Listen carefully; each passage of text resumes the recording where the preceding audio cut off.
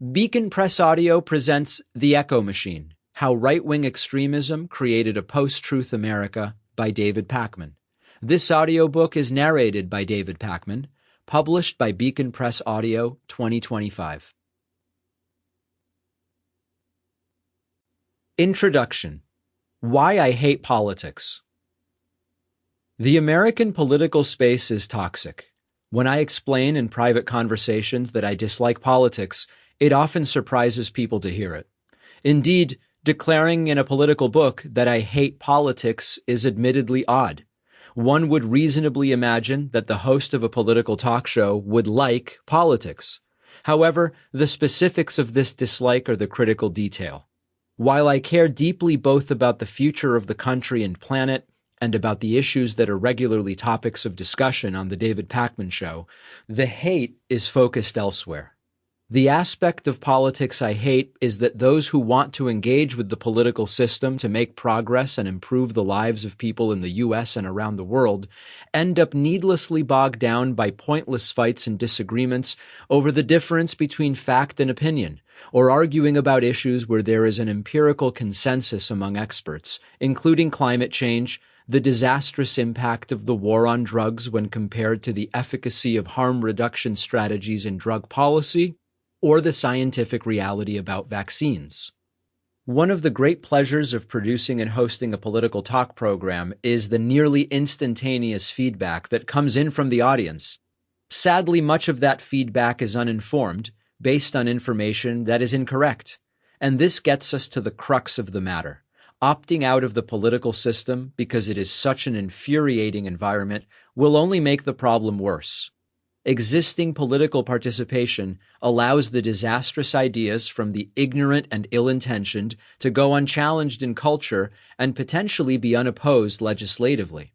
But as we're quickly learning, to engage in politics, at least in the United States, is to engage with reactionary and ignorant right-wing movements, as well as often well-intentioned but misinformed political allies on the left.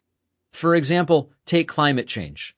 Because we have science deniers among our ranks, rather than channeling and focusing creativity and resources into solving the climate crisis, energy, time, and resources have to instead be spent pushing against those who refuse to accept uncontroversial science about what is taking place on our planet. Rather than making real rapid progress to get away from dirty and polluting energy sources as quickly as possible, we have to spend precious time responding to people who believe that a cold winter day is proof that there's nothing to worry about. We are wasting time debating people who don't think abortion should be legal or that two men shouldn't be able to get legally married.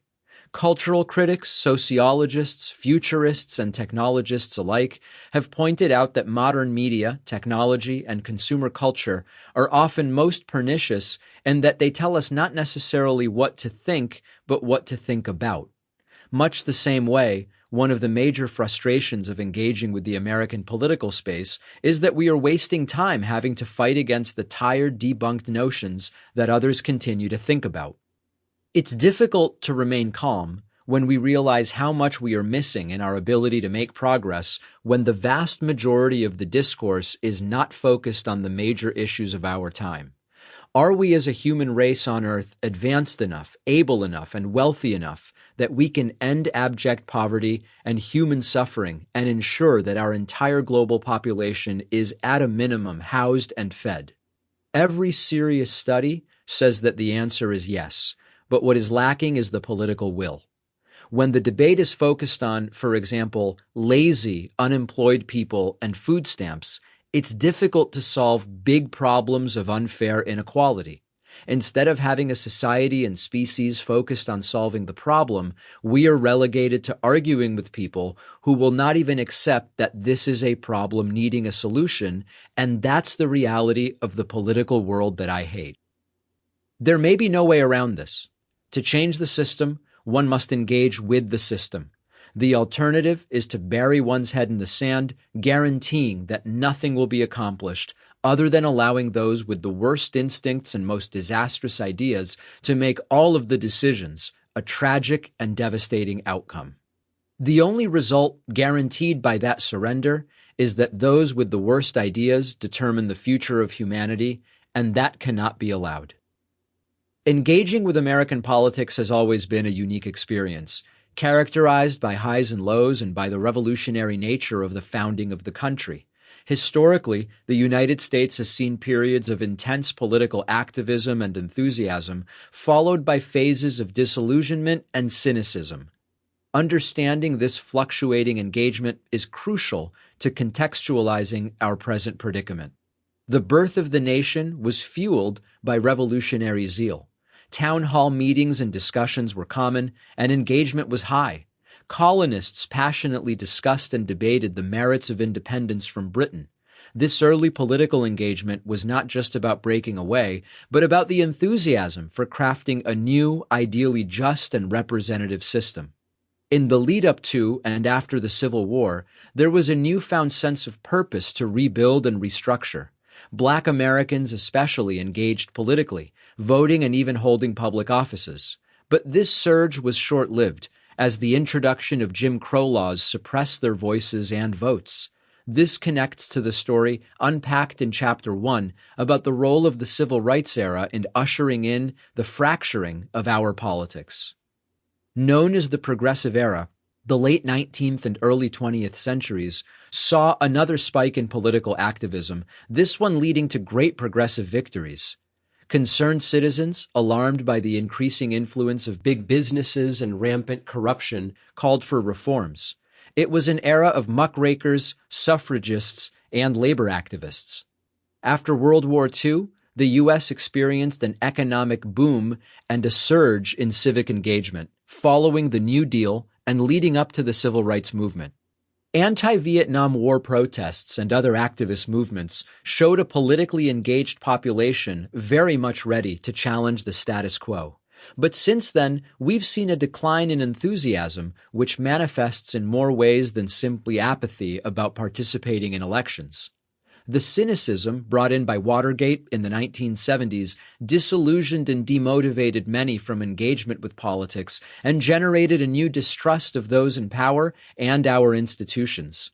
As we approached the year 2000, there was dwindling election turnout as voters, including young people, felt their voice wouldn't make a difference. This is directly intertwined with the Bush era.